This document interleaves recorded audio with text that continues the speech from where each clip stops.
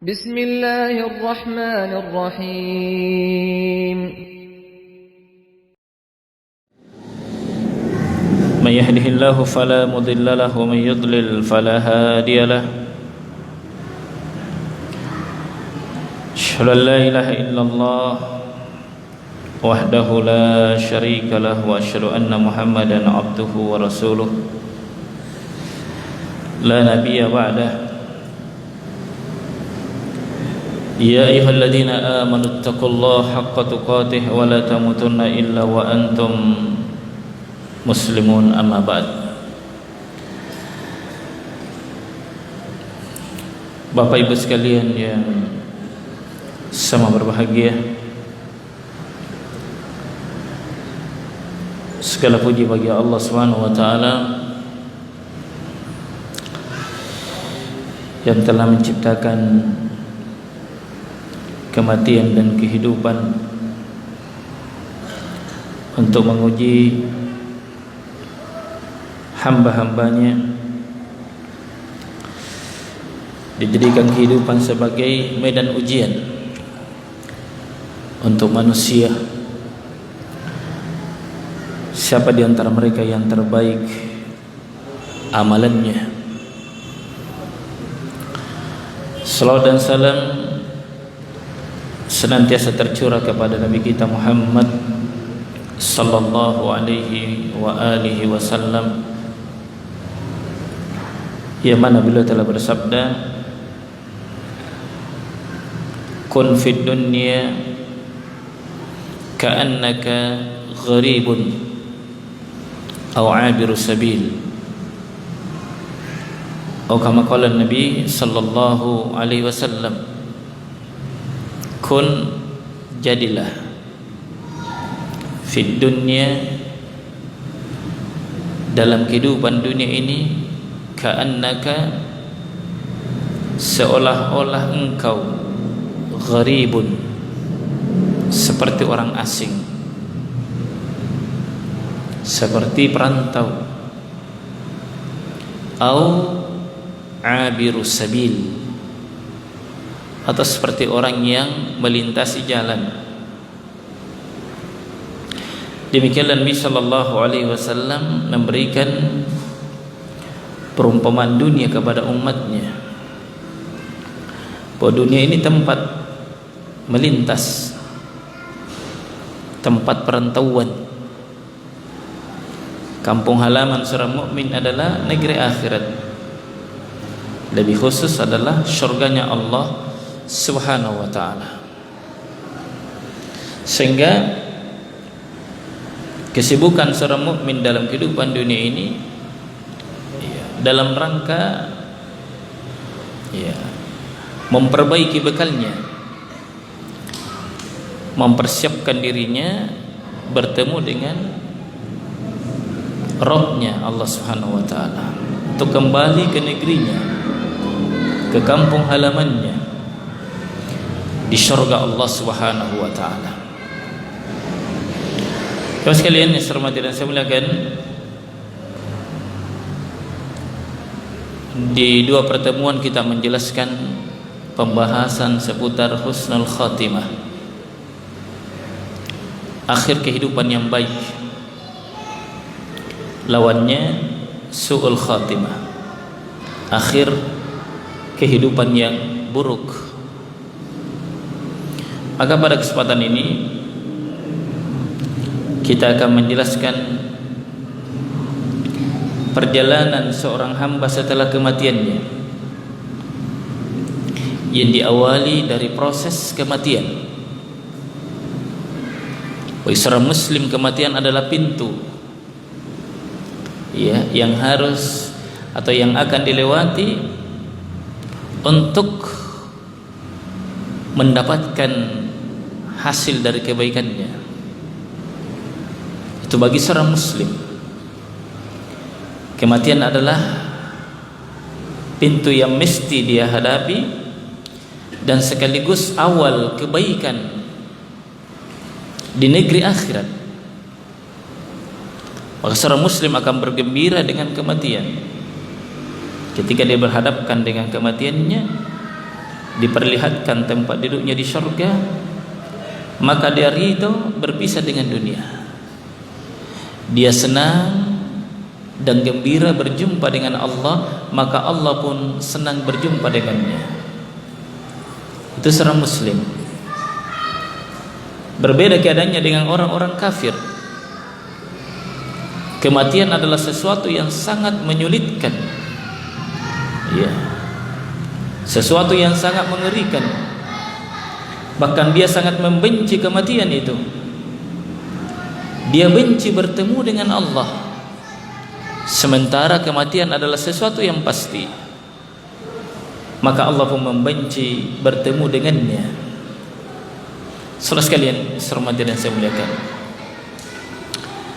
kita jelaskan di sini bagaimana kondisi sakaratul maut. Detik-detik yang menegangkan, lagi sangat menyakitkan. Waliyadzubillah. Semoga Allah Subhanahu wa taala menjaga kita dalam kondisi seperti ini. Ya. Disebutkan dalam kitab Al-Maut, Ibnu Abi Dunya rahimahullahu taala meriwayatkan dari Syaddad bin Aus radhiyallahu taala an. Ia berkata, kematian adalah kengerian yang paling dahsyat. Perhatikan di sini, kematian adalah kengerian yang paling dahsyat di dunia dan di akhirat bagi orang beriman. Subhanallah. Kita tertusuk duri saja, bagaimana sakitnya. Atau orang yang kejepit saraf saja, saraf kejepit, tidak putus, terjepit saja sarafnya, bagaimana sakitnya. Bagaimana kalau putus? Bagaimana kalau seluruh saraf-saraf yang ada pada tubuhnya bersamaan putus misalnya, tercabut ruh, sangat sakit. Bisa dibayangkan, tapi belum dirasakan. Tapi pasti akan dirasakan oleh setiap yang berjiwa. Karena Nabi atau Allah Subhanahu wa taala berfirman, kullu nafsin dha'iqatul maut. Setiap yang berjiwa pasti merasakan yang namanya kematian. Ya. Sakarat, ini perasaan sakit. Ya. Sakaratul maut. Ini adalah proses yang akan dilewati oleh setiap orang yang beriman, bahkan setiap yang berjiwa. Kematian, kata beliau, lebih menyakitkan dari goresan gergaji. Belum pernah kita kan di gergaji, paling kena gergaji, tergores. Subhanallah. Ini sayatan gunting, orang yang digunting-gunting, ya, disayat-sayat dengan gunting. Nah, panasnya air mendidih di bejana. Ini penggambaran kengerian. Air yang dipanaskan di atas bejana, bagaimana panasnya? Jika dalam kondisi seperti itu kita dicelup masuk, sakit. Oh, sakit sekali. Kita hanya bisa membayangkan karena belum pernah merasakan, tapi pastinya sakit. Ya, waliyadzubillah. Ini penjelasan dari sahabat Nabi sallallahu alaihi wasallam. Kemudian selanjutnya kata beliau, seandainya ada mayat yang dibangkitkan dan menceritakan kepada penduduk dunia tentang sakitnya kematian, niscaya penduduk dunia tidak akan nyaman dengan hidupnya dan tidak nyenyak tidurnya. Sekiranya ada orang meninggal dibangkitkan, lalu disuruh bercerita bagaimana sakitnya saat dicabutnya ruh, maka tidak ada orang merasa nyaman dengan kehidupannya dan tidak bisa nyenyak tidurnya karena dia pikirkan. Sementara ini tidak bisa kita hindari, tidak bisa kita lari darinya. Aina ma takunu yudrikumul maut. Dimanapun kalian berada, pasti kalian dijumpai oleh al-maut. wa in kuntum fi burujin musyayyadah, sekalipun kamu berada di balik benteng-benteng yang kokoh, tidak ada bisa lari dari kematian. Hatta manusia yang paling dicintai oleh Allah Subhanahu wa taala, Nabi kita Muhammad sallallahu alaihi wasallam. Allah Subhanahu wa taala menggambarkan kematian di dalam surah Al-Qaf atau surah Qaf ayat yang ke-19.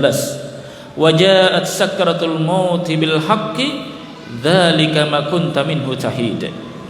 Dan datanglah sakaratul maut dengan sebenar-benarnya, itulah yang kamu selalu lari darinya. Ya, kebanyakan manusia tidak mau mati. Dikiranya kalau tidak pikirkan mati tidak mati. Begitu? Enggak. Dipikir tidak dipikir pasti mati. Maka lebih kita pikirkan untuk mempersiapkan diri menyongsong kematian. Karena itu Nabi sallallahu alaihi wasallam mengingatkan kita untuk selalu mengingat mati. Aktsiru dzikra hadhimil ladzat. Perbanyaklah oleh kalian mengingat penghancur kelezatan, yakni kematian. Maka Nabi sallallahu alaihi wasallam mengkategorikan orang yang banyak mengingat mati sebagai orang yang cerdas. Beliau ditanya oleh salah seorang sahabat, "Siapakah manusia yang paling cerdas ya Rasulullah?" Kata beliau, orang yang paling cerdas adalah orang yang banyak mengingat mati dan paling baik persiapannya menyongsong kematiannya. Nah, saudara sekalian, hormati dan saya muliakan. Dan juga Allah Subhanahu wa taala berfirman dalam surah Al-Qiyamah ayat 26 sampai 30, "Kalla idza balagatit taraqi." Sekali-kali jangan ya, apabila nafas seseorang telah mendesak sampai ke kerongkongan, karena roh itu akan ditarik dari ujung kaki ke atas sampai di kerongkongan. Makanya Nabi sallallahu alaihi wasallam mengatakan apa? Innallaha yaqbalu taubatal abdi ma lam yughargir.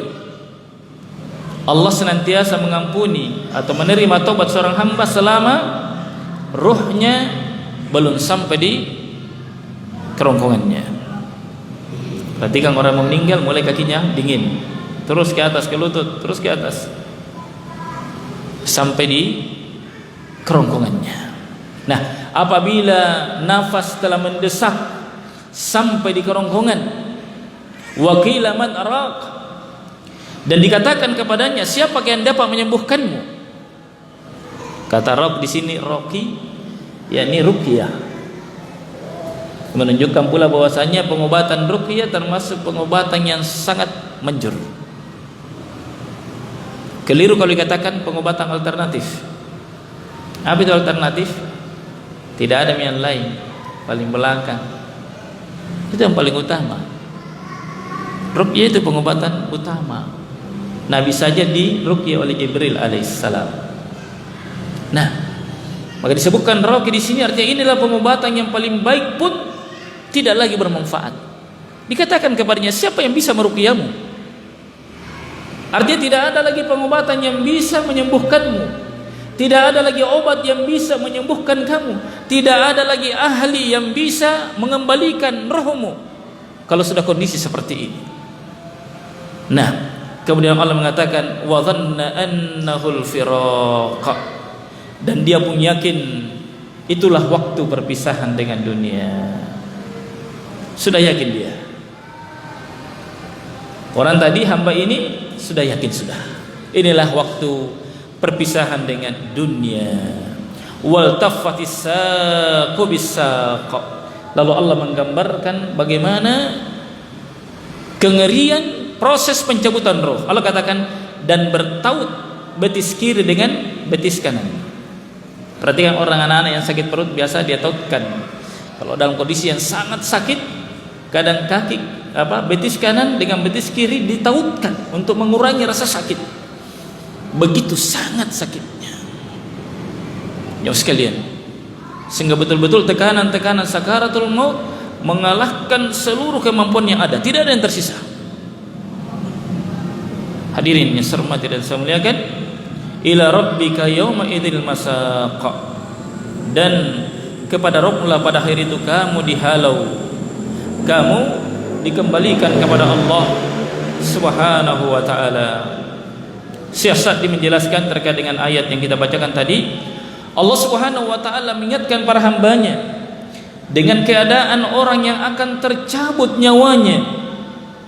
Ini perlu kita sampaikan, perlu kita ingat, karena kondisi ini pasti akan kita alami.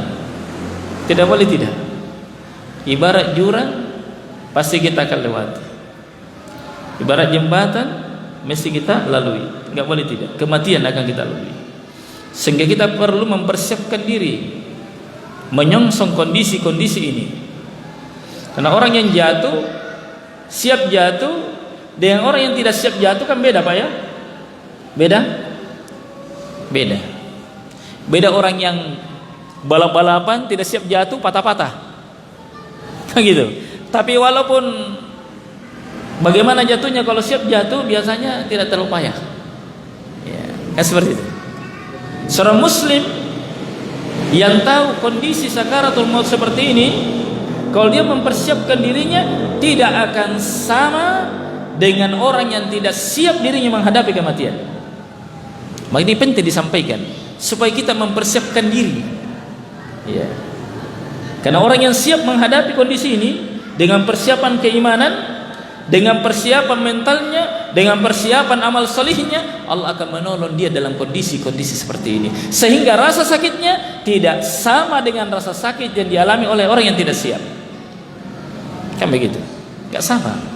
Sama-sama sakit, tapi ada sakit yang sangat, ada sakit yang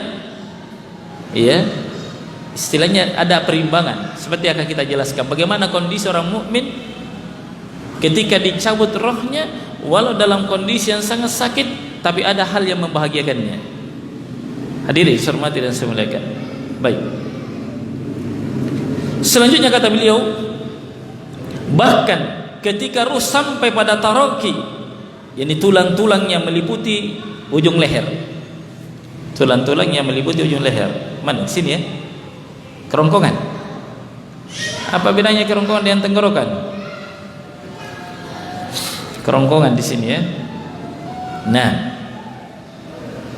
kerongkongan, tulang-tulang yang meliputi ujung leher. Ya, sekarang sini ya. Nah, barakallahu fiik. Maka pada saat itulah penderitaan mulai berat. Perhatikan, mulai berat. Berarti puncaknya di sini. Saat dicabut dari kaki ke atas mulai sakit, tapi puncak sakitnya saat berada di sini sudah. Saat akan lepas ruh. Tadi bergeser dari bawah ke atas, belum lepas seutuhnya. Berkumpul di sini. Di sini puncaknya. Karena akan terkeluar ruh pada waktu itu. So sekalian, saya hormati dan saya muliakan. Kata beliau, ia mencari segala sarana yang dianggap menyebabkan kesembuhan atau kenyamanan. Dia ingin nyaman. Kalaupun tidak sembuh, setidaknya tidak sakit. Ya. Karena itu Allah Subhanahu wa taala berfirman dan dikatakan kepadanya, siapakah yang bisa menyembuhkanmu? Artinya siapa yang akan meruqyahnya dari kata ruqyah? Tidak ada lagi. Semua sarana-sarana tidak bisa lagi. Tertutup jalan. So sekalian saya hormati dan saya muliakan, dalam kondisi seperti inilah jemaah sekalian, datanglah malaikat maut. Yang diawali dengan datangnya sejumlah malaikat sebelum datangnya malaikat maut. Sini kita akan sebutkan ya. Atau kita jelaskan sedikit bagaimana kondisi sakaratul mautnya orang yang termulia. Sebelum kita masuk di pembahasan bagaimana rohnya orang beriman dicabut. Ya. Bagaimana proses ruhnya orang beriman yang sudah berada di kerongkongannya dicabut oleh malaikat maut. Kita jelaskan sedikit dulu kondisi sakaratnya orang yang termulia. Siapa dia? Nabi kita Muhammad sallallahu alaihi wa alihi wasallam. Imam Bukhari meriwayatkan dari Aisyah radhiyallahu anha, ia bercerita, menjelang ajal menjemput Nabi sallallahu alaihi wasallam. Inna Rasulullah sallallahu alaihi wasallam kana baina yadayhi raqwatu au ulbah fiha ma'un. Bahwasanya di hadapan Rasulullah sallallahu alaihi wasallam ada satu bejana kecil dari kulit yang berisi air. Di samping Nabi, di samping Nabi ada bejana kecil yang terbuat dari kulit. Nah, lalu kemudian faja'ala yudkhalu yadayhi fil ma'.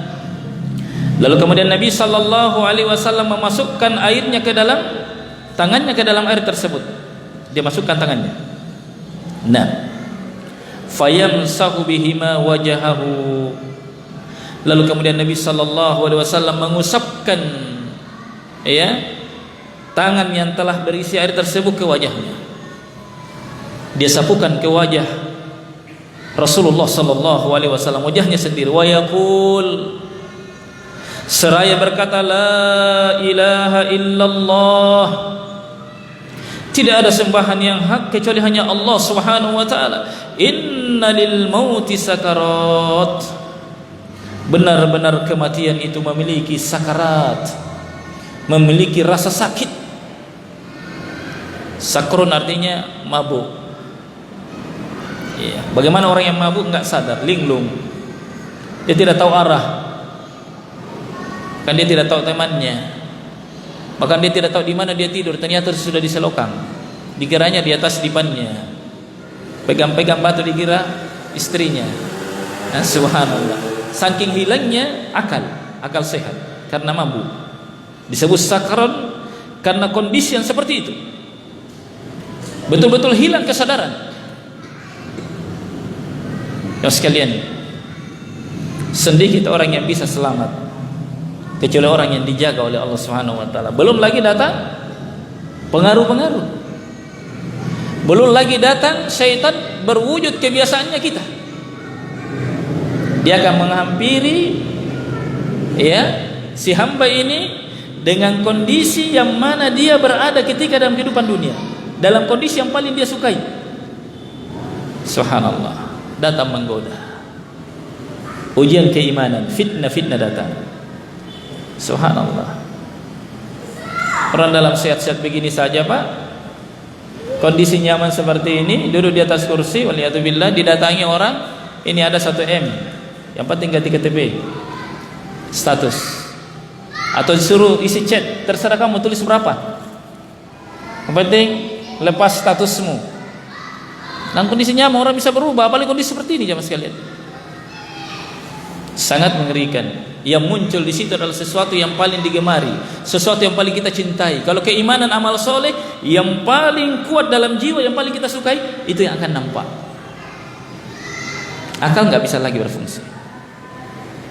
Yang ada adalah keimanan atau sesuatu yang ada pada hati kita. Jemaah sekalian, hormati dan saya muliakan. Kemudian selanjutnya kata Aisyah radhiyallahu taala an, "Tsumma nasaba yadahu faja'ala yaqulu fi akhrajihi al-Bukhari." Naam. Kemudian Nabi sallallahu alaihi wasallam mengangkat, menegakkan tangannya dan berkata, "Ar-Rafiqil A'la." Nabi mengangkat tangannya, telunjuknya ke langit. Kemudian mengatakan Ar-Rafiq Al-A'la, ini kepada teman-teman yang tertinggi. Di antara ucapan Nabi sallallahu alaihi wasallam, dia memohon kepada Allah agar dikumpulkan dengan ruh-ruh yang tinggi kedudukannya dari kalangan para nabi-nabi. Subhanallah. Sampai akhirnya kata Aisyah radhiyallahu anha, nyawa beliau tercabut dan tangannya melemas. Ya, tangannya melemas. Dan sebelum itu juga datang Abdurrahman bin Abu Bakar As-Siddiq, saudaranya Aisyah, masuk. Dan dia melihat, Nabi melihat di tangannya ada siwak. Maka Nabi meminta siwak itu. Aisyah pun menghaluskan, dan Nabi sempat bersiwak sebelum wafatnya. Sekali yang saya hormati dan saya muliakan, ini kondisi Nabi kita Muhammad sallallahu alaihi wasallam. Juga datang dalam riwayat Anas bin Malik. An Anas qala, dari Anas radhiyallahu ta'ala dia berkata, lamma thaqulan Nabi sallallahu alaihi wasallam, ketika kondisi Nabi sallallahu alaihi wasallam semakin buruk, ya, maka Fatimah faqalat Fatimatu alaihi faqamat Fatimah alaiha assalam, maka Fatimah radhiyallahu taala anha berkata, ya, dia berkata kepada Rasulullah sallallahu alaihi wasallam, alangkah berat penderitaanmu wahai ayahku. Coba lihat, ini Fatimah menyaksikan detik-detik kematian Rasulullah, dia bersedih dan mengatakan, alangkah beratnya penderitaanmu wahai ayahku. Maka Rasulullah sallallahu alaihi wasallam menjawab, tidak ada penderitaan atas ayahmu setelah hari ini. Berarti ada penderitaan dalam proses sakarat? Ada, Rasul saja ada. Hanya saja kata Nabi, setelah ini tidak ada lagi penderitaan. Seorang muslim, ya, dalam proses sakaratnya, rasa sakit yang dialami itu adalah proses pembersihan dosa. Karena Allah Subhanahu wa taala jika mencintai seorang hamba, Allah beri dia musibah sebelum dia kembali. Termasuk di sini proses sakaratul maut, ada rasa sakit. Maka rasa sakit yang dirasakan oleh seorang muslim itu adalah pembersih atas dosanya sebelum rohnya dicabut. Nah, yang sekalian saya hormati dan saya muliakan, juga datang dalam riwayat At-Tirmidzi, Aisyah radhiyallahu anha menceritakan, aku tidak iri kepada siapapun atas kemudahan kematiannya sesudah aku melihat kepedihan kematian pada Rasulullah sallallahu alaihi wasallam. Maksudnya apa? Apa maksudnya sih? Aku tidak iri kepada seorang pun yang matinya terkesan mudah.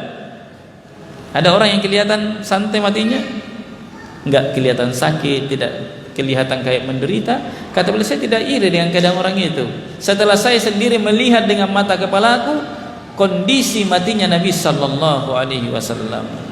Jadi jangan langsung serta merta kita katakan bagusnya matinya si anu, tenang sekali tahu, tidak ada goyang-goyangnya. Subhanallah, itu bukan alamat yang baik, belum tentu. Nabi saja merasakan rasa sakit. Jauh sekalian saya hormati dan saya muliakan. Nah, kemudian selanjutnya setelah kejadian itu, yang kemudian membedakan antara ruhnya orang beriman dan rohnya orang kafir, orang beriman datang kabar gembira. Setelah dia melewati rasa sakit itu, datang kabar gembira. Sebagaimana disebutkan dalam hadis Al-Barra bin Azib radhiyallahu taala anhu, bahwasanya Rasulullah sallallahu alaihi wasallam berkata tentang proses kematian seorang mukmin. Kata Nabi, seorang hamba mukmin jika telah berpisah dengan dunia, menyongsong negeri akhirat, maka malaikat akan mendatanginya dari langit.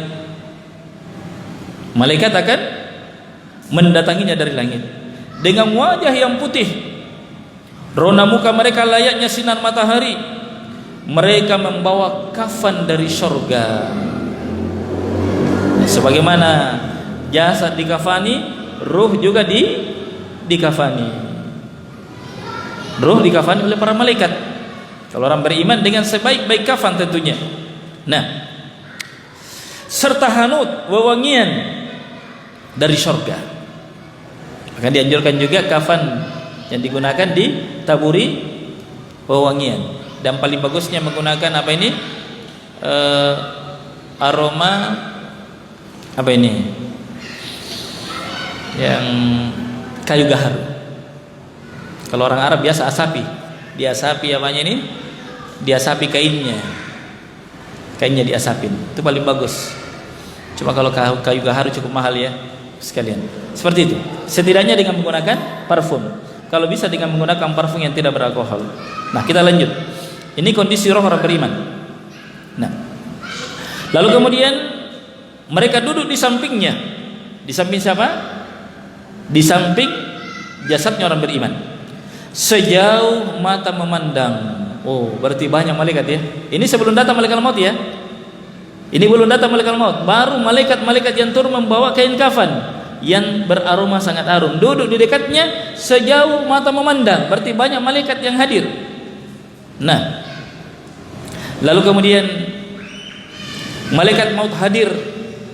Datang malaikat maut, dia hadir dan duduk di dekat kepalanya sembari berkata, wahai jiwa yang tenang, ya ayyatuhan nafsut thayyibah, wahai jiwa yang baik. Kalau dalam Quran dikatakan ya ayyatuhan nafsul mutmainnah, wahai jiwa yang tenang. Mirip ya, ya sekalian. Wahai jiwa yang baik,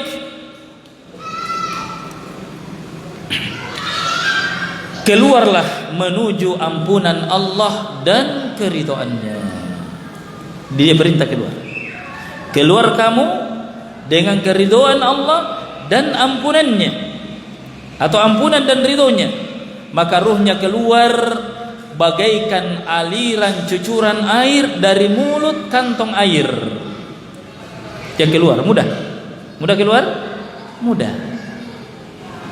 Atau disebutkan seperti air yang keluar dari kendi, air yang keluar dari pancurannya, mudah keluar. Kenapa tidak mudah? Dia sudah lihat kabar gembira, dia sudah lihat kedudukannya di surga. Subhanallah. Sebagaimana dijelaskan dalam Al-Quran, dalam surah Fussilat, innal ladzina qalu rabbuna Allah, sesungguhnya orang-orang yang berkata Rabb kami adalah Allah, tsumma istaqamu, lalu mereka istiqomah di atas keimanannya, tatanazzalu alaihimul malaika, akan turun kepada mereka malaikat. Tatanazzal artinya betul-betul turun dalam jumlah yang sangat banyak, seraya mengatakan Allah takhafu, jangan kamu takut. Ini percakapan malaikat dengan si mukmin ini, roh si mukmin. Jangan takut. Maksudnya jangan takut dengan masa depan.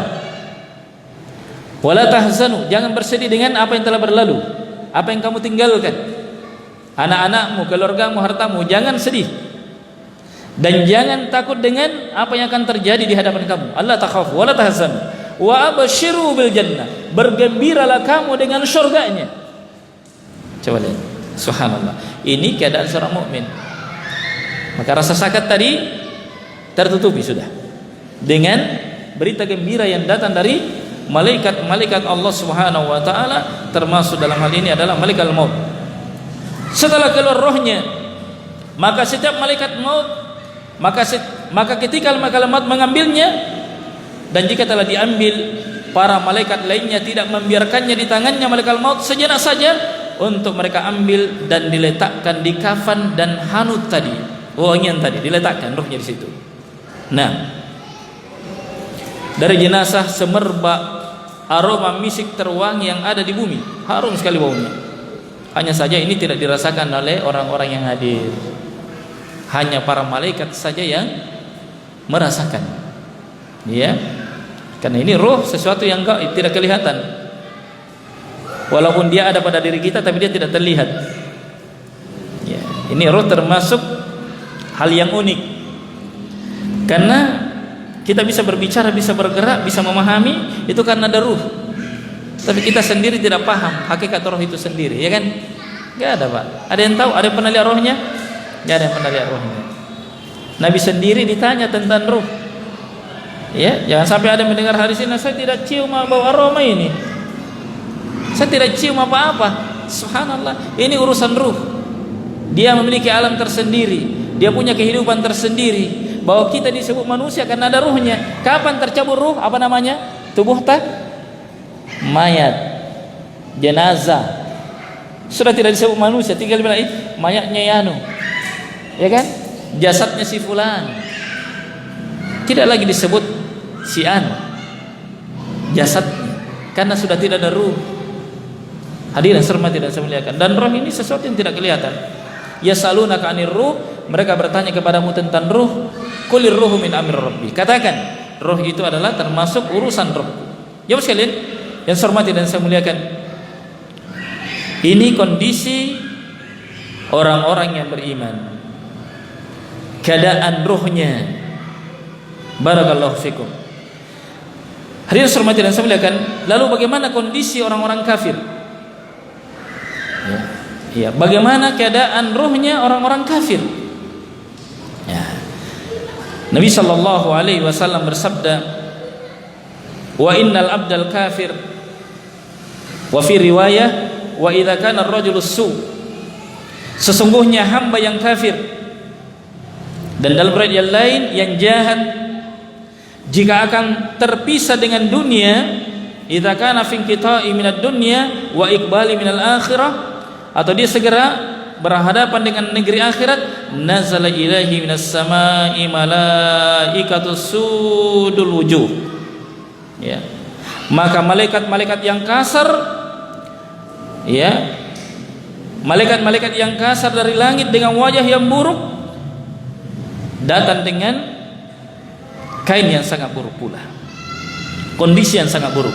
Mereka duduk sepanjang mata memandang. Kemudian malaikat maut hadir dan duduk di atas kepalanya dan berkata, "Wahai jiwa yang keji, keluarlah engkau menuju kemurkaan Allah dan kemarahannya." Sudah sakit tadi, proses kematiannya sudah sangat sakit, datang lagi, ya kan, berita yang menyakitkan, yang menakutkan, tampan para malaikat yang sangat menakutkan. Waliyadzubillah, jemaah sekalian. Lalu kemudian ia dicabut layaknya mencabut penggerek yang banyak mata bisinya di atas bulu wol yang basah. Bagaimana kira-kira Pak? Kalau ada bisi yang memiliki apa namanya, yang memiliki banyak mata bisi, kemudian ditarik di atas wall yang basah, sulit keluar, sulit tercabut, berat, ya, tertahan. Subhanallah. Bahkan disebutkan dalam riwayat yang lain, rohnya berlarian dalam tubuhnya, rohnya tidak mau keluar. Dalam kondisi seperti itu dia dipaksa keluar. Yang sekalian hormat dan saya muliakan, inilah makna firman Allah Subhanahu wa taala, "Wan nazi'ati gharqa wan nasyitati nashta." Demi yang mencabut ruh dengan sangat kerasnya dan demi yang mencabut ruh dengan lemah lembut. Siapa yang dicabut rohnya dengan sangat kasar? Yakni orang kafir. Dan siapa yang dicabut rohnya dengan sangat lembut? Yakni orang-orang yang beriman. So sekalian saya hormati dan saya muliakan, kemudian selanjutnya, sekalian saya hormati dan saya muliakan, maka para malaikat yang telah memegang, atau malaikat maut yang telah mengambil nyawa orang kafir ini tidak membiarkannya lama.